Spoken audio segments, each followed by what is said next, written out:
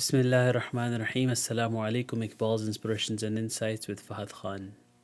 Whenever Allah subhanahu wa ta'ala mentions the word amanu, which means those who believe, He almost always follows it by wa'amil salihat, and those who do good deeds.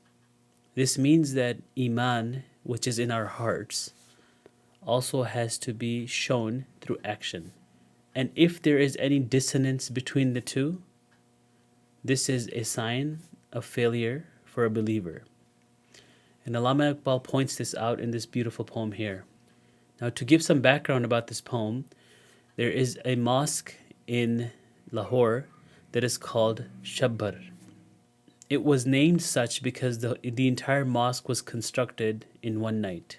So Allama Iqbal started this poem by referring to that masjid.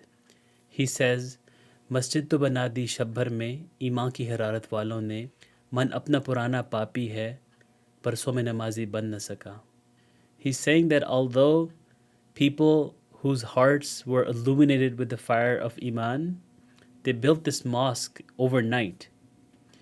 Meaning it's easy to construct a mosque. Building a mosque is something that can be done overnight. It's not that difficult to do that. But what's more challenging is to bring our hearts to come and pray. Our hearts are so used to sinning that we unfortunately cannot bring our hearts to a state where we feel that connection with prayer. Then he continues on and says, کیا خوب امیر فیصل کو سنوسی نے پیغام دیا تو نام و نسب کا حجازی ہے پر دل کا حجازی بن نہ سکا. Sanusi was one of the leaders in Libya at the time, and King Faisal was the king of Saudi Arabia. Now he's saying that what a beautiful message that Sanusi sent to King Faisal, that you may have the lineage and the name of a Hijazi, the place where Rasulullah ﷺ was born and lived and spread the message of Islam, but unfortunately your heart is not Hijazi, meaning that Islam does not live in your heart. Again, the same incongruence, the same dissonance that exists in all of us, including those who come from Hijaz, or including those who may even be Sayyid, who may even have the bloodline of the Prophet ﷺ. And then Iqbal comes to himself now, and he says, that आंखें तो हो जाती हैं पर क्या लज्जत इस रोने में जब खून जिगर की आमीزش से अश्क پیازی बन न सका. That I can bring my eyes to tear up, but what good is this crying? Even though I can force my eyes to cry, but what's the point of crying when my heart that should be pumping that blood, that should be feeding my eyes, and those eyes should be red from the crying that happens from my heart, meaning my heart should be in that state of crying, and that should automatically come through with my eyes.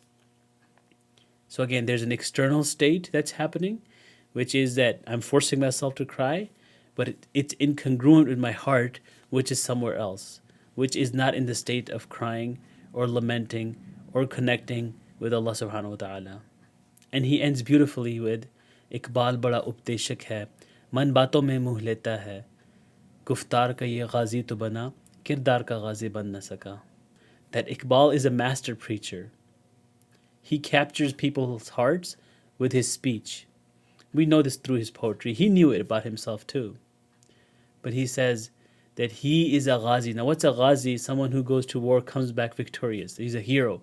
That Iqbal is a hero. He can capture people through his speech. So he has mastered the art of speech. But one thing that he hasn't mastered is his character. So he's going back to the same concept, which is that our speech should be aligned with our character, which is our internal state. If our internal state does not align with our external state, that incongruence, that dissonance is a sign of nifaq. It's hypocrisy. As Muslims, those two states should match. And if there is a problem with that, then we have to think about it.